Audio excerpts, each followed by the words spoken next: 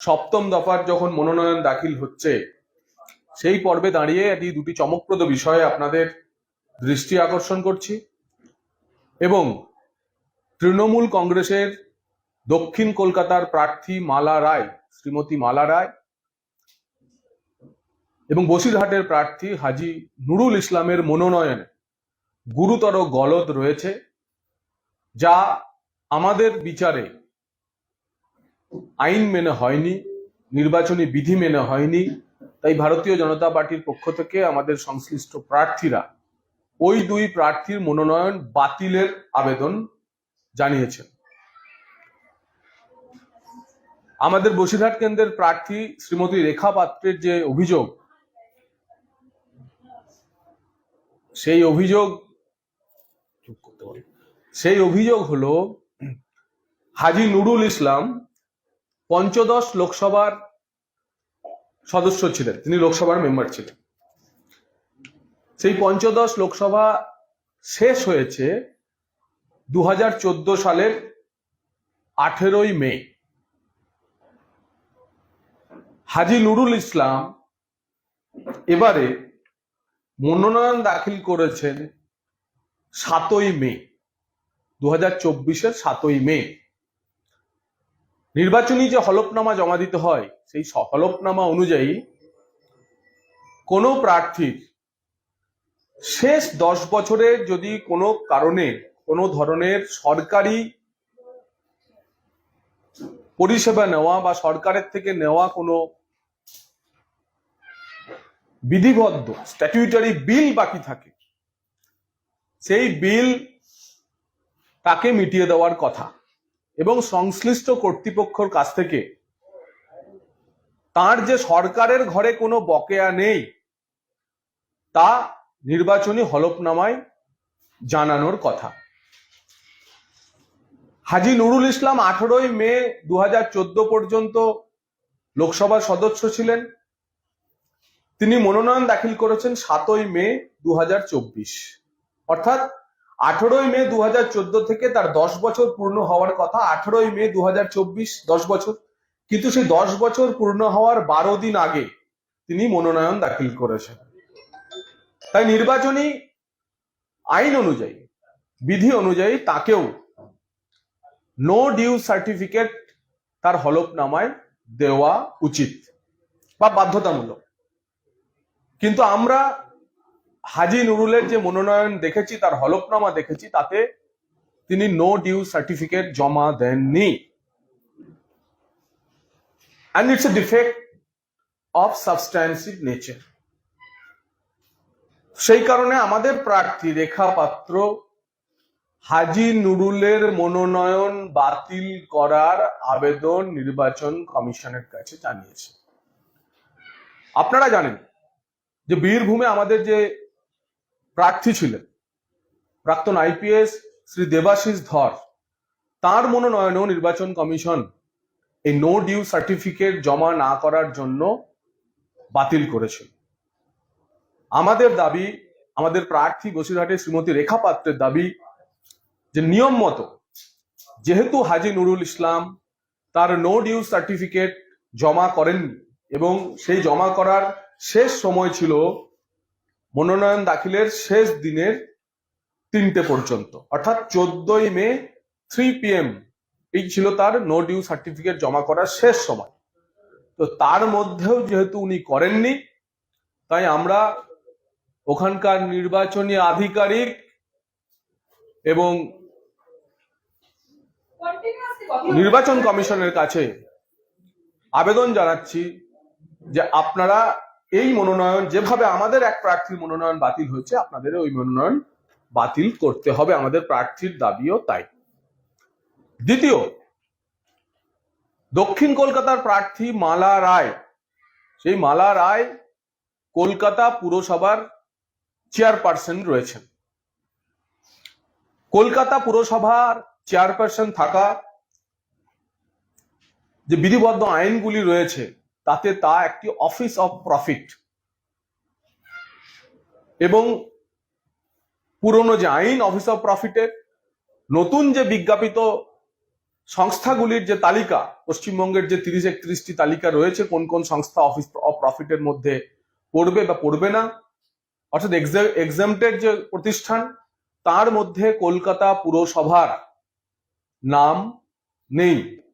তাই কলকাতা পুরসভার চেয়ারপারসন থাকাকালীন তিনি হলফনামা ও সেখান থেকে পদত্যাগ না করে দক্ষিণ কলকাতার প্রার্থী হিসাবে যদি মনোনয়ন দাখিল করে থাকেন, তাহলে অফিস অফ প্রফিট যে আইন তা তিনি লঙ্ঘন করেছেন এবং আমাদের প্রার্থী শ্রীমতী দেবশ্রী চৌধুরী তারও প্রার্থীপদ বাতিল করার জন্য আবেদন জানিয়েছেন।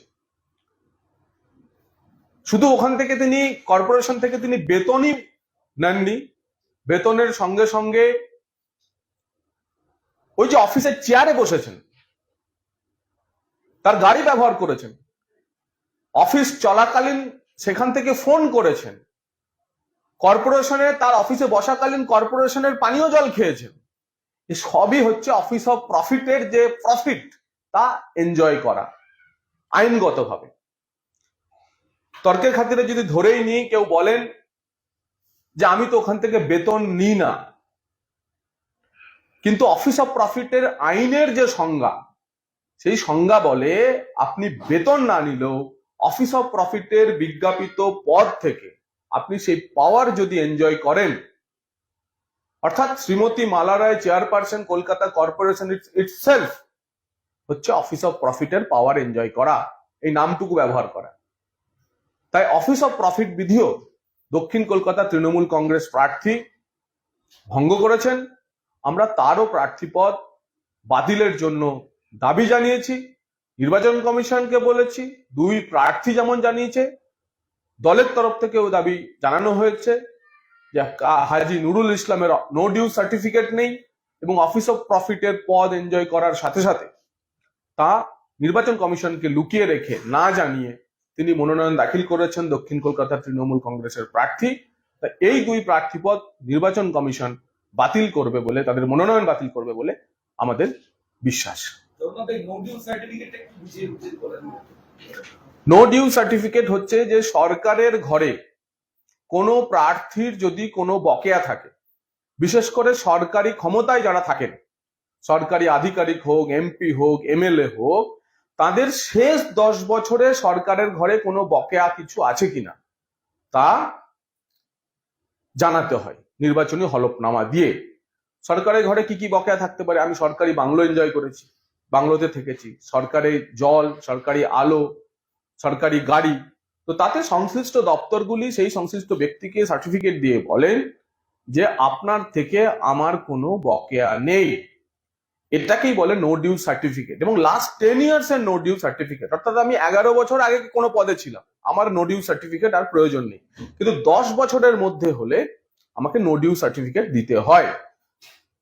14 সালের 18ই মে পর্যন্ত হাজী নুরুল ইসলাম এমপি ছিলেন, তার 10 বছর পূর্ণ হচ্ছে 18ই মে 2024।